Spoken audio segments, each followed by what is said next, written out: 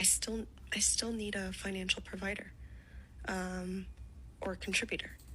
And it's like, how do I express that need? Girl, you say get a job. That's what you do. You say get a job and start providing. Hey beautiful people, how you all doing today? It's your girl Destiny here and welcome back to my channel. How have you all been? Hope you guys are doing great. Today's video, I need you guys to grab something to eat, and I don't know if I'm going to post this video on my other channel. I don't know. Let's see how it goes anyway. But yeah, this video is a video of a popular influencer TikToker here. She and her husband did a podcast that has gotten everybody talking. Everybody's talking about this period. So I can't play the podcast is long, but I'm just going to try to summarize their story for you guys so that you guys get a backstory of what we are talking about and the conversation that is going on here. So she's a podcaster, an influencer, a TikToker on social media, and she's married. Her name is Sarah Kim, and she's married to a man called Andrew. So apparently Sarah met Andrew when she was 20 years, while Andrew was 28 years at the time they met. So Sarah was at a coffee shop where Andrew works in, and it happens that Andrew knew Sarah's brother. And on the get-go, initially Andrew didn't pay attention to her because obviously she's young, she's 20. But eventually they keep bumping into this coffee shop because Sarah goes to that coffee shop every day while Andrew goes to that coffee shop every Friday. So they keep bumping into that coffee shop over and over again. And that was set. They started in each other's company and they started dating. When Sarah went back home from school and told her parents that she was dating this man, her parents said no. And Sarah went off to college. Her parents didn't want her to date him probably because of the age difference. I don't know.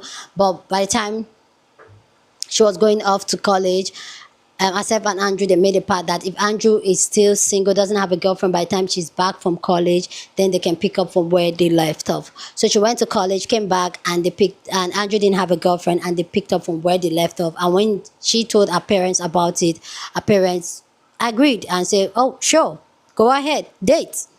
And now they've dated and all that, and Andrew decided to propose to her. And mind you, and Andrew decided to propose to her. Andrew went to his mother that is divorced to ask for his mother's ring, just to repurpose the ring so that the ring means something good, because he's head in love with this girl. At that time, she wasn't an influencer. She was still doing a 9-to-5 job. Mind you, okay, let me continue. Let me not break the story. So Andrew went ahead and proposed with her ring. Sarah did not like this ring at all. The ring did not fit her. It wasn't what she wanted and all that. But Andrew went ahead to propose to Sarah. And she said yes and all that. And she went on to redo the ring, resize the ring to something she likes. And that's what she had for her engagement. And when they got to a place where they did the wedding and all that and went for honeymoon. Coming back from honeymoon, the very first night, Andrew already has computers delivered to their new home and all that. And he spent the first night they had in their new home setting up his PC for gaming. And mind you, when Sarah met Andrew, Andrew was not gaming. She thought that, oh, she got a guy that was not a gamer and all that. But getting back home, Andrew set up the gaming system and then started playing game. And Sarah thought that probably this game is probably going to last. And that was why I'm telling this story, is because that was their first conflict. Sarah thought that probably this game was going to last a couple of hours, and she's a light sleeper and she has a job to go to the next day. And she was like, okay, just going to play for a couple of hours, but it keeps going and keeps going. She got a little bit upset and she left because she thought that this is a grown man. He should know when to stop and all that. Why her husband was saying that he was super excited because he hasn't been playing game for a long time, and he's just getting back into it and getting a new PC because he was playing it in his pad all the time. Getting a new PC got him excited, and his friends were there online. They were all playing the game together and all that. So he said he was excited. That was why he was playing it for hours. Mind you, this is a new apartment they got that has not been furnished and all that. So they had a small love seat in the living room. So she got angry and went there to snuggle herself up there and sleep. And mind you, her husband went ahead to continue playing the game, not even noticing that she was not in the bedroom. And she said during the break of dawn, the husband tapped her like, love, what are you doing here? Oh, you didn't sleep in the bedroom and all that. And she was like, have you been playing the game since? And he said, yeah. And she found out that they both found out that this man played the game the entire night till dawn. Literally, they stopped playing the game because his other friends, they needed to go to work. So Andrew does not have a job. Andrew is a pastor. So not that he doesn't have a job, he has a job. He's a pastor to a church, but pastors don't earn that much. And she was really angry, and that was one of their first fight. And they kind of, she said she was at that place where she could not really confront it, but she was trying to confront it from a place of love, gentleness, and all that. So that was it. So fast forward to what is hitting the conversation now. This woman she works 2 jobs. So she works a normal 9 to 5, and she's an influencer. She's a big influencer. She's earning well. And her husband, Andrew, does not have a job. At the time her influencer gig picked up and all that, and she started making more money, this man decided to quit his job and become a stay-at-home husband. And all he does in the house is play game. She goes for a 9 to 5, still finds time to influence, and all he does at home is sit at home and play game. I said he's looking for a job, but he's casually looking for a job. So in this same podcast, this one, they are the one telling this story. In the place looking for a job, she casually looking for a job, and now she is pregnant, still working at 9 to 5, still influencing. And in this podcast now, she's telling her husband that she needs a provider. Even though she has all the money in the world, she wants a provider and all that. So that's where we're going to start. So I'm going to play a clip of that conversation they have about her wanting a provider, which is very important to this conversation. So we're going to check it out and people's response to the entire conversation and podcast, and then we'll come back and talk more. But I still have to come face to face with, I still need a provider. No matter how many times I can double, triple, quadruple your income, I still need a financial provider, or contributor. And it's like, how do I express that need to you without bringing guilt or shame along with it? Yeah. So then that was really hard for me. Yeah. Yeah. And did I think about what if I married rich Yeah. during those hard times? Probably. Yeah. Like, wow, if I just married a really rich dude, this wouldn't be happening. But I'm like, damn, I am the really rich dude. Exactly, girl. She wasn't at the time, by the way. No, not when you Not were. when we got married No, and stuff. I was getting paid pennies at PwC. Yeah. Hourly. But I would say, because I was an accounting major, because money makes a lot of sense to me, and I believe that financial literacy is really important. I'm really passionate about it. Naturally, I started managing our money. And also, like, if I'm the one bringing in money and also paying bills, like, naturally I see the way it flows. I want to make sure we have enough in our retirement. I want to make sure we have constant investments and savings. What are our financial goals, and etc. And now we have a baby coming too, and so even more planning. But I think it's very important, and it was made even more clear when we finally got a financial advisor, like about a year ago. And I believe we were going to set up our like follow-up meeting with her. She's amazing.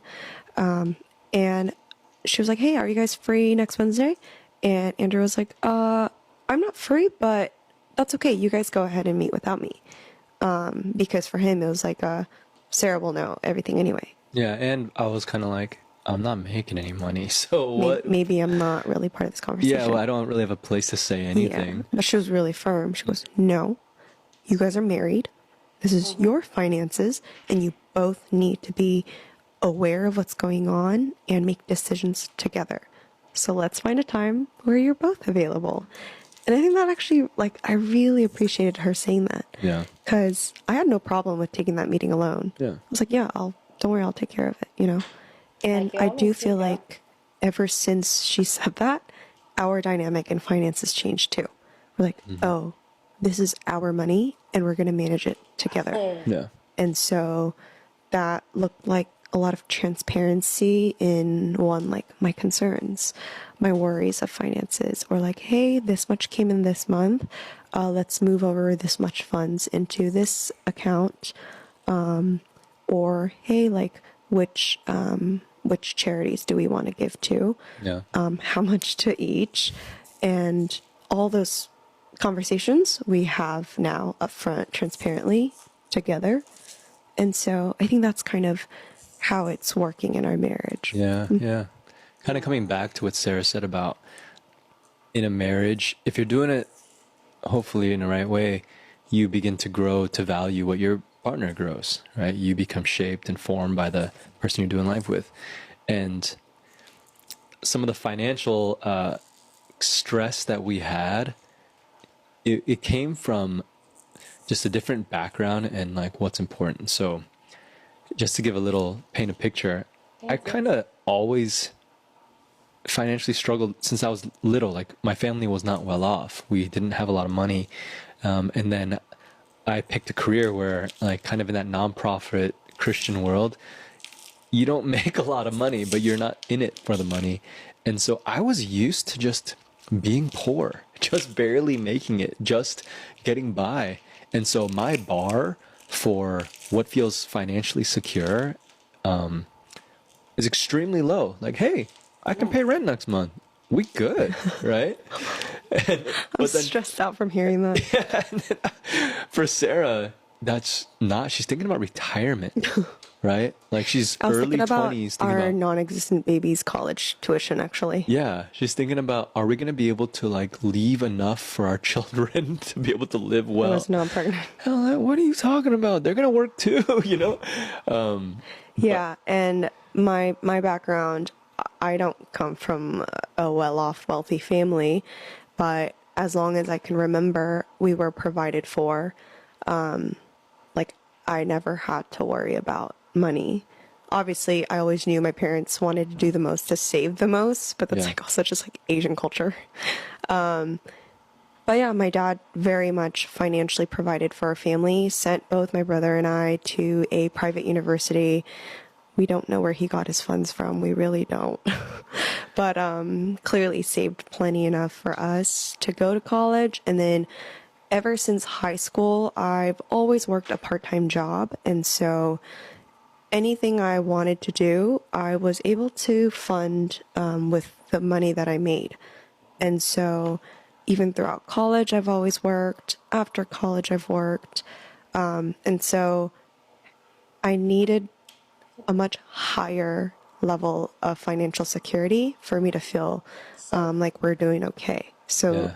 say my bar is up here, Andrew's bar is down here, and that gap of feeling secure financially was what caused a lot of tension. Yeah, yeah. Yeah. And Ladies, please let this be a lesson to not settle. And if you cannot fall in love with the current version of him, you sure as hell should not be falling in love with some idealized, fantasized future version of him. If he is the way he is at this grown age, he is stuck in his ways. He will not change. And you can honestly tell how much a girl loves herself by the partner that she chooses. I knew my fiance loved me before he even told me, just purely from his actions. He single-handedly pulled me out of my hyper independence. There was this one year I wanted to surprise my mom for Mother's Day, so me and Miso drove down to LA from SF. It's about a 7-hour drive, and he was so worried that I would be tired making the drive back to San Francisco that the man literally booked a same-day flight from SF to LA to drive my car for us. For an entire year, my friends in LA thought that I couldn't drive because he was picking me up and dropping me off and driving me around everywhere. And that is what every girl deserves. I hate bums. You know who I hate more than a bum? A deadbeat bum. You know who's worse than that? A deadbeat bum who's married. Sarah Kim, if this is your grand entrance, grand exit, and you're running up a check real quick so you can drop the zero and get with the hero, sister, I support it. But I just want to know, did this man get his like pastor license from BibleStudy.net or some shady website? Because I thought Jesus said men had to provide for their households. And he's sitting there comfortably listening to you say things like, when we were living in poverty, I thought to myself, what if I had married rich? That was crazy to me, right? And him missing your ultrasound to go on a boys trip with Cho money, crazy girl. The least he could do is sit up at home and manage your investment portfolio and cook and clean and do everything. But it seems like he wants you to do that. and he just wants to play video games, but he's a pastor, but he plays video games. I don't know. The whole thing just lets me know that bums should be isolated from society like I wish. And if I were president of the world, I would move them all to Bumistan, an island that I would create in the middle of the ocean, and they would never be able to access general society, because he was just giggling during that podcast, and I'm just sitting here like, sir, she hates you, and she's telling you how many different ways she hates you, and you think shit's sweet. And that's why I'm hoping that this is all a ploy for her to get the heck out of Dodge, because girl, run. That man is going to bleed you dry for everything that you have. Energy, time, money, your sanity. So you're telling me, I've been seeing videos all over about Andrew and Sarah Kim, that on my FYP page on their podcast, basically how their relationship, the status of the relationship, the mental and physical toll that the relationship is having on her, because she's working a 9 to 5, she's doing influencer jobs, marketing, plus being pregnant twice, and she's showcasing all her feelings on the podcast. He is right next to her on the podcast, just listening, being all dumb, and doesn't know what to say, because he literally doesn't know what to say, because he is not comprehending the situation that he put her in. I definitely feel for her, but also she was okay with the situation beforehand. She knew how she was. She's accepting of it. She is wanting him to change, but people don't change that drastically this late into the relationship. She has somehow accepted it. She's venting out her frustrations, making it, probably hoping that he would change, but he's not going to change. This is how he is. Probably signs were there in the beginning that she ignored, and now throughout the years it's just manifested into something larger and larger. He's not going to change. She has to accept that now, or do the steps to get rid of him, to break it off with him. If not, she just has to accept it, because she did in the beginning. They have kids now, a family, a whole life. She can break away from that if she wants, but it's either yes or no. She has to, or you kind of stop complaining if you're not going to want to change it. Those are just my thoughts about it. Do I feel bad for her? I do, but she's also has let this been a thing in the relationship. She's been accepting of it. That's why they've been together for so long. You'd be surprised what people would put up with in relationships, and then years down the line they are seeing their true colors of people. I know I'm going to get a lot of flack for saying this, but it's on my spirit after watching that Sarah and Andrew Kim podcast. But as somebody who grew up with a very present and very loving father, much like Sarah's dad, if I went to my dad and I said, Dad, I'm dating this guy, and my dad straight up looked me in my face and said, no, I don't want you dating him, I'm listening to my father. Before you come at me and you're like, oh my God, you let like another man tell you what to do, and then I don't want to hear it, okay? Like I said, I have a very loving and present father in my life. Never steered me wrong, has had my back through thick and thin, has seen the worst in me, and still loved me, because that's what he's supposed to do as a dad. And obviously this doesn't apply if you have a very overbearing or toxic father. I'm not talking about y'all. I get it. Do what you want to do. At the end of the day, it is your life. But just a piece of big sister advice to all my little sisters watching who have really good and present dads in their life. When it comes time for you to date, when it comes time for you to pick someone who you want to marry, do not pick someone who's going to decrease your quality of life. Like, if your dad treats you like a princess, what the hell are you doing dating somebody who treats you like a pauper? And this is not a personal attack against Sarah, but if she was my little sister, I'm dragging you out from that man's clutches by the hair. Because why? Our dad treats us so well. Why would you go? I don't understand her. I don't know her situation. So again, I'm not attacking her. She seems very sweet. Obviously a brilliant woman. But little sisters, if you're watching and you have a good father in your life that loves you and protects you and treats you well, do not ever go with a guy that cannot at least offer you that same level, if not better. Obviously you want better, but if he can't even give you what you're used to, I need you to snap out of it. This is why you cannot idolize relationships on the internet, because if you haven't seen already, obviously my whole For You page is about Sarah and Andrew, and if you haven't followed them or you don't know who they are, it's about this couple who I followed them a long time ago. I just love watching like her videos and stuff like that. I still do. I love like all of Mama Kimchi. Because of her, I started eating kimchi, and I love it. Like, it's just so delicious. But honestly, like, as a mom of two and someone who owns my own business and I work and all the things, It is so, as a woman, like women are just built different, right? We could handle stress. I mean, our bodies are built to like to have children, and like men are just different. But like one thing that I can say is that it doesn't matter. A man should always provide. And like, even like for myself, for example, like I make really good money in my business and my husband makes good money, right? I could say that I do make more than him, but he still brings in an income. We both bring it in together and we are able to live a beautiful life. Now, when the income falls, especially like if you're a woman and you're the breadwinner and you know, you have to commute to work, you're pregnant, like, and you are the one that pays the bills, it will, if it hasn't already, it will take a toll on the relationship. Like it will.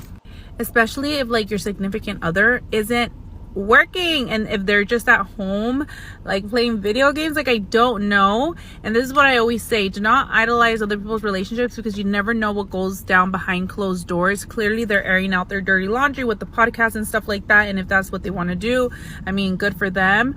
Maybe it's a cry for help for her. Maybe she just wants to let the people know, like maybe so he could really understand like the gravity of like the situation. Maybe he's not taking it seriously. I don't know. Do I think that they should handle this in private and probably see a therapist? Absolutely, because you're going to get so many opinions from so many different people.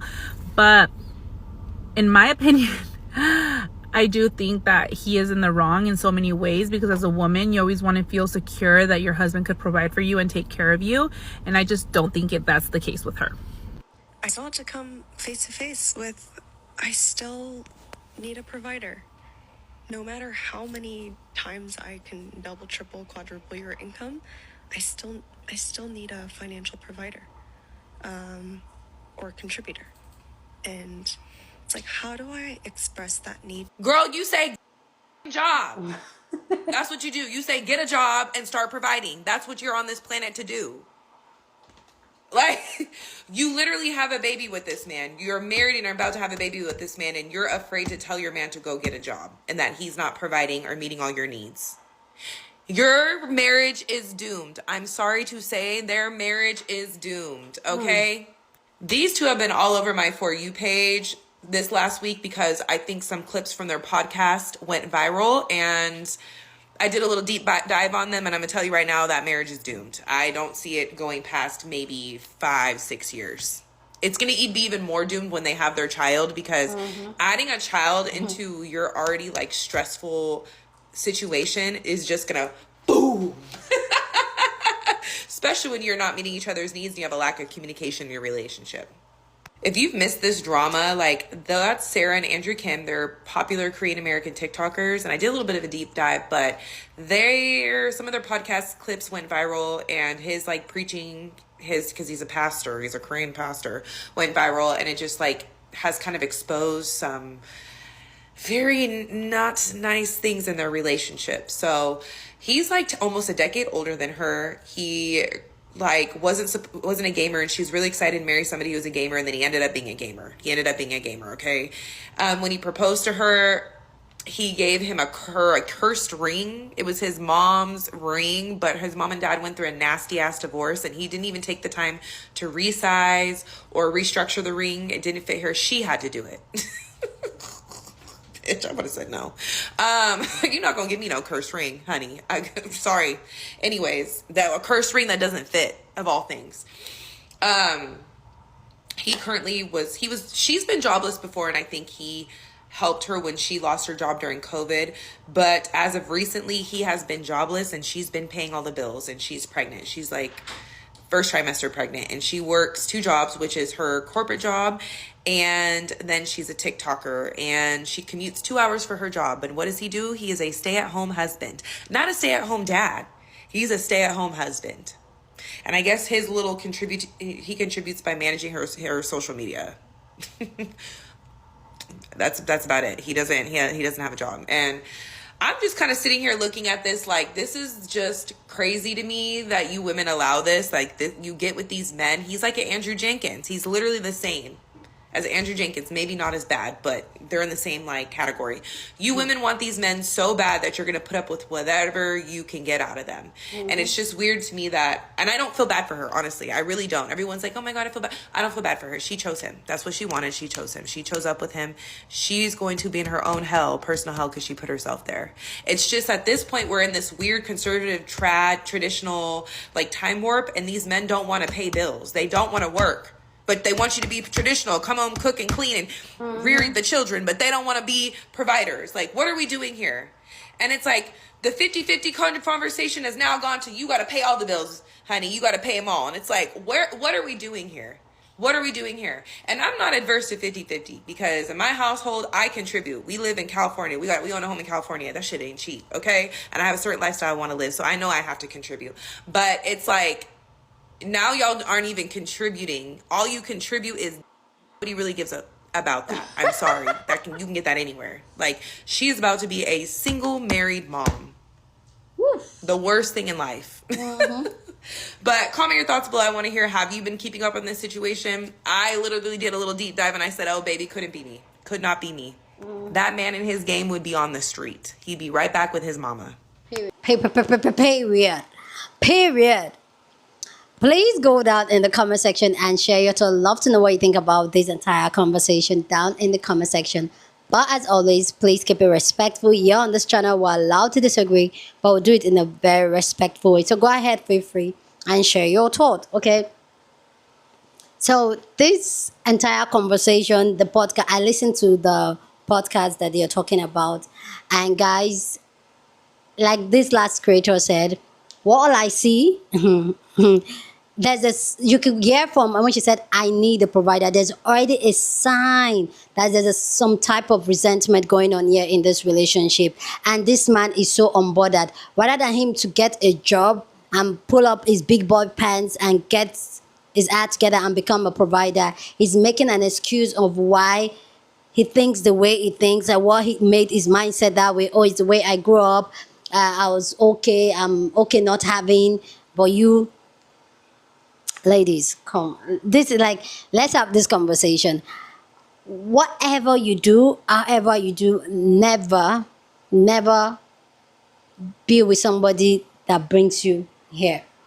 I get it. She didn't start making money until after they got married and all that. But when you see the red flags and the red flags are flagging, just know it. Because from the get-go, this man actually shoot all the red flags. First off, I gave you a ring that he doesn't care if you like it or not, if that's what you want or not. That is a huge red flag. You were the one that decided to do everything yourself. One thing I've come to realize is that when a man realizes that he can give you the bare minimum and you can take care of yourself and you can sort yourself out, they're just going to give you the bare minimum until they're giving you nothing else. And I can see from their story how this man gave her the bare minimum, but to her, he's making an effort. That was a red flag for you to say, you know what, if this man will not even put an effort into the ring he wants to engage me with and even try to resize it to be my size, then why are you doing it? And this is where that old desperation of getting married is. Like, a lot of women really feel like this is what is going to solve their entire problem. I just did a video of the Justin Bieber thing. A lot of people really think that, including both some men, really think that marriage is going to solve their problem.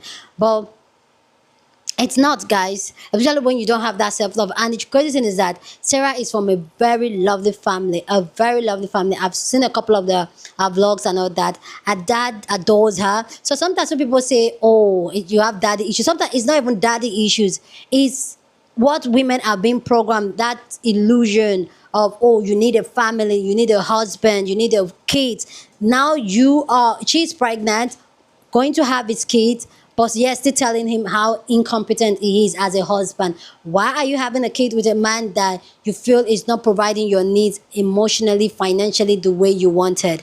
Why are you going ahead to have a kid? And this is where we keep talking about people should go do the work first before having children. Because she's going ahead to have kids knowing that they already have situation unresolved in the relationship that might and might not affect the child. But rather than do it, they are here on the internet letting us know their business, which I'm here for it. Please bring it, because you're teaching a lot of women, a lot of young women lessons. We're having the conversation that sometimes it's hard to even start in the first place. So she's already setting herself and even this unborn child for something. And this man is very comfortable where he is, not having a job, not working, or working a job that doesn't earn much. He's very, very comfortable with it. And that is not what you want. The question is that this is it.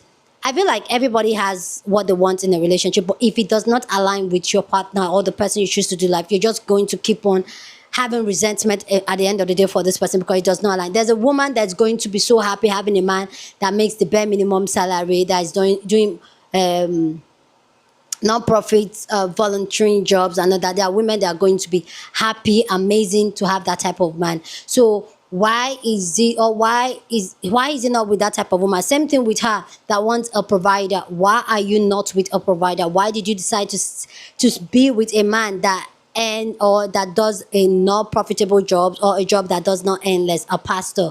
Why are you with a man? And I feel like this is where, as human beings, sometimes we allow the cloud of marriage fill us, cover us, that rather than look at it and say, this person is a pastor, how is he going to provide for me? Because what I want and what I really dream of, I need, is a provider, a man that will provide for me. How would this man be able to transit to this? If this man does not have the quality, or it does not show the character of the things you want and you desire at that moment, why are you even with him? Why did you go ahead to marry him in the first place? And this is why, as women, this is why we're trying to unlearn a lot of things, letting you guys know that marriage does not fix anything. And if you go into marriage thinking that the person is going to change, or the person is going to be better than when you met the person and you're with that person, the person is not going to be, honestly, because you've already accepted the person where the person at, and the person will take it the way it is. So, and this is something that I see a lot in my society, in my culture, where a lot of women get into relationship, into marriage, with the hope that the man would change, with the hope and prayers that this man will eventually change. Oh, yeah, in my culture, they'll say, oh, when you have children, it changes a man. It changes a man. He will become more responsible when you have children. It's a trap. Don't ever try it. It's a trap. People don't change except they want to change for themselves. They can't change for anybody. They will change for themselves. And some people say, oh, but my husband changed for me, my boyfriend changed. He didn't change for you. It's because he knows that if he doesn't work on that thing you're complaining on, you're going to walk away, and that will affect his life. So he's changing for himself because he doesn't want his life to be affected by your absence. That's why he's changing. People only change for themselves. They don't change because you want them to change, especially when they are comfortable where they are. And clearly Andrew is very, very comfortable where he is. And for me, honestly, I really hope the best for her. I really hope that she can get to that place where she can get to that place where she can stand up on her own feet, because the truth is that you can't do anything about it. You can't change him. So it's two things. Is that you deal with it. A lot of the times you have to deal with it. Is that you deal with it and live happily ever after, and stop complaining that he's not a provider, because he has never been a provider on the get-go. Stop complaining and deal with it, or do something about it and walk away from it, because he's not going to change because that is what you want. Ladies. Anyway, guys, please go ahead down in the comment section and share your thoughts. I'd love to know what you think about this video down in the comment section. But as always, please keep it respectful. Here on this channel, we're allowed to disagree, but we do it in a very respectful way. So go ahead, feel free and share your thoughts. Share this video with somebody that you want to be part of the conversation, because that's what we do here. We have banging conversation. So go on and share this video. Don't forget to give this video a thumbs up, smash the like button, because this helps YouTube to push out my content for more people to see, and that'll be supporting this channel and this guy. So go on and do that. Subscribe if you haven't subscribed, and I'll see you guys in my next video. Deuces.